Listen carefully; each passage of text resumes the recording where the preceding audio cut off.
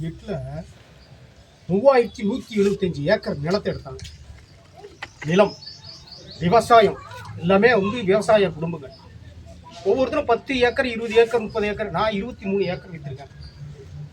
அப்போ நான் ஒரு அந்த விடுதலை சிறுத்தை கட்சியினுடைய துணை பொதுச்செயலாளர் ஒரு அறிக்கை விடுறேன். ஒரு ஏக்கருக்கு 10 லட்சம் கொடுக்கணும் அப்படின்னு அறிக்கை விடுறேன். அப்புறம் அதில் கடைசியில் ஒன்றும் பண்ண முடியல. போராடுறதுக்கு ஆள் இல்லை. 3 லட்சம் ரூபாய் பேசி முடிச்சு நிலத்தை வித்தாச்சு. அந்த 3157 ஏக்கரில் 18 குட்டை. அந்த குட்டையில் தான் நாங்கள் குளிக்கிறது, நாங்கள் தண்ணி குடிக்கிறது. அந்த குட்டையை யார் செய்கிறாங்கன்னா என்னுடைய பாட்டன் அந்த குட்டையை தயார் பண்ணான். இப்போ இந்த குட்டை கூட யார் வெட்டினது? என்னுடைய பாட்டன் தான். இப்போ தண்ணீர் உரிமை, உலக தண்ணீர் உரிமை யாருக்கு தெரியும்?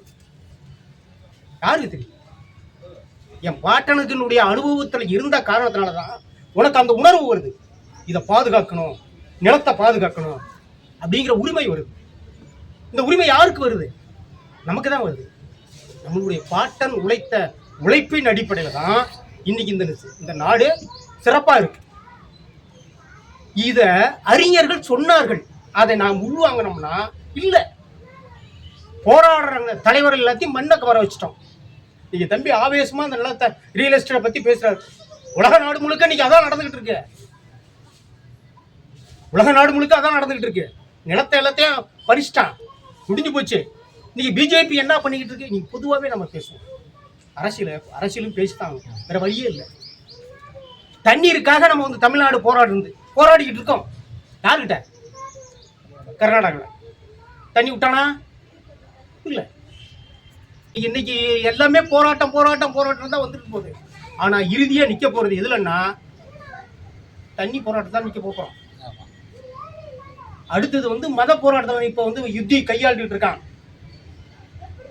அன்னைக்கு அம்பேத்கர் சொன்னாரு மாறுன அப்படின்னாரு. இன்னைக்கு யாரும் சொல்ல தேவையில்ல. அவன் திணிக்கிறான். இன்னும் எழுதி வச்சுக்கீங்க, 10 வருஷத்துக்குள்ள இந்தியாவே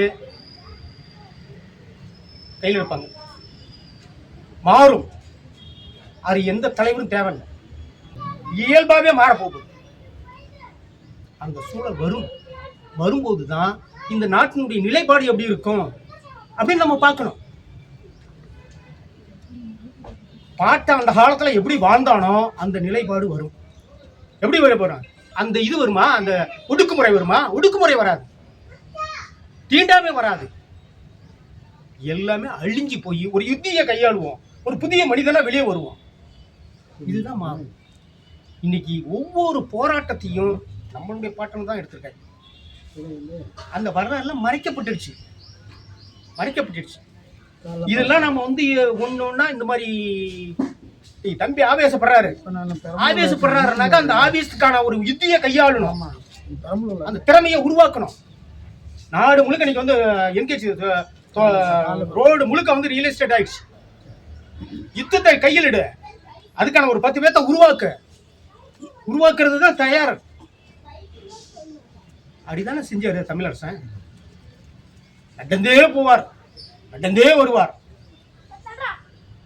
இன்னைக்கு கிட்டத்தட்ட 32 வருஷம் ஆச்சு. நான் பொது வாழ்க்கையில் 35 வருஷம் ஆச்சு. ஒரு சென்ட் நம்மளால வாங்க முடியும். வாங்க முடியும்.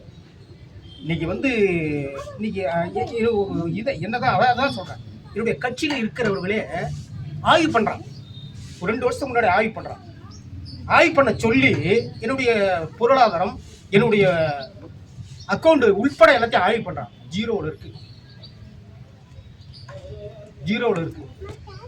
இது என்னுடைய தலைவனுக்கும் தெரியும். என்ன பண்ணிவிட்டோம், என்ன செஞ்சுட்டான்? இன்னும் அந்த வீர என்னோட குறைஞ்சிதா?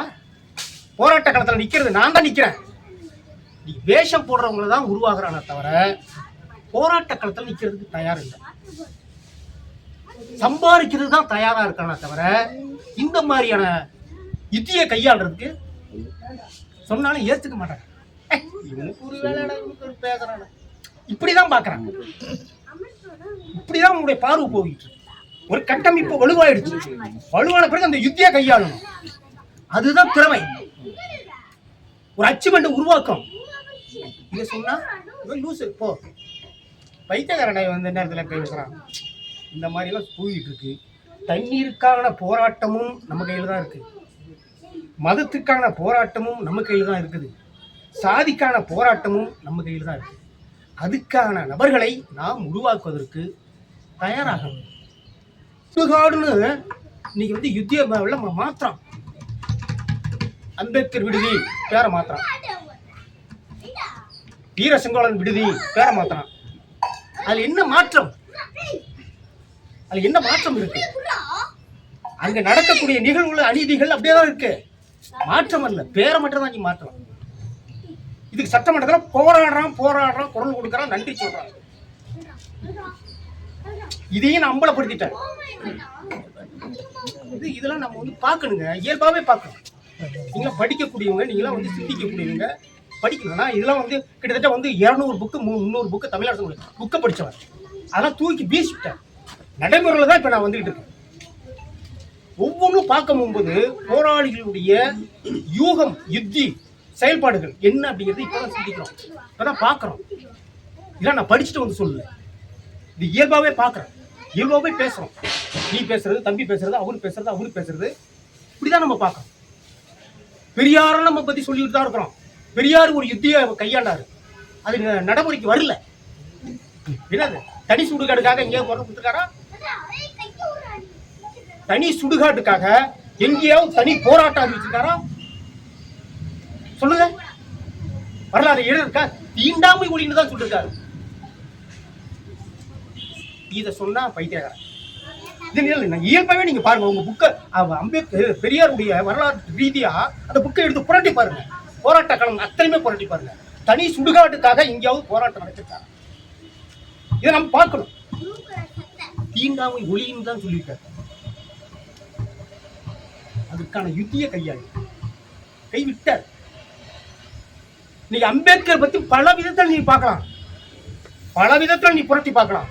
எல்லா போராட்டங்களையும் நடத்தினார். அதை ஏத்துக்கிட்டானா? ஒரு சாதி தலைவர் தானே என்ன சொல்லிட்டு இருக்கான்? ஒரு பொதுவான தலைவர்னு பார்க்கல. இந்திய நாட்ட சட்டத்தை எழுதினவருன்னு எவனாவது சொல்றானா? எவனாவது ஏத்துக்கிறானா? இதை கூட நான் வந்து இப்படி கேள்விதான் கேட்கிறேன். திண்ணித்தல் என்ன நடந்துச்சு? அது யாருடைய ஆட்சியில் நடந்தது? திமுக ஆட்சி தான். புதுக்கோட்டையில் என்ன நடந்துச்சு? தண்ணி குடிக்கிறதுல இருந்து மலத்தை கலந்தான்ல, அந்த குற்றவாளி யாரை ஆக்கனா? படிச்சு இது எப்படி ஏத்துக்கிறது? நம்ம அதுக்கு வந்து எதிர்க்கான ஒரு குரல் கொடுத்தோமா? அதை எதிர்த்து வந்து நின்னோமா? சாயம் பூசப்பட்டு தான் நிக்கிறோம். நம்ம அதை மறைச்சிட்டோம். இதை சொன்னா லூசுப்பா, நீ இங்க இருக்க வேண்டாம், நீ வேற இடத்துல போனியா? இப்படிலாம் நாமளே காட்டி கொடுத்துட்டு தான் இருக்கிறோம். அப்ப அனைத்து தண்ணி போராட்டமாக இருந்தாலும் சரி, மத போராட்டமாக இருந்தாலும் சரி, சாதி போராட்டமாக இருந்தாலும் சரி, இந்த கையில் தான் இருக்கு, நம்ம கையில் தான் இருக்கு. அது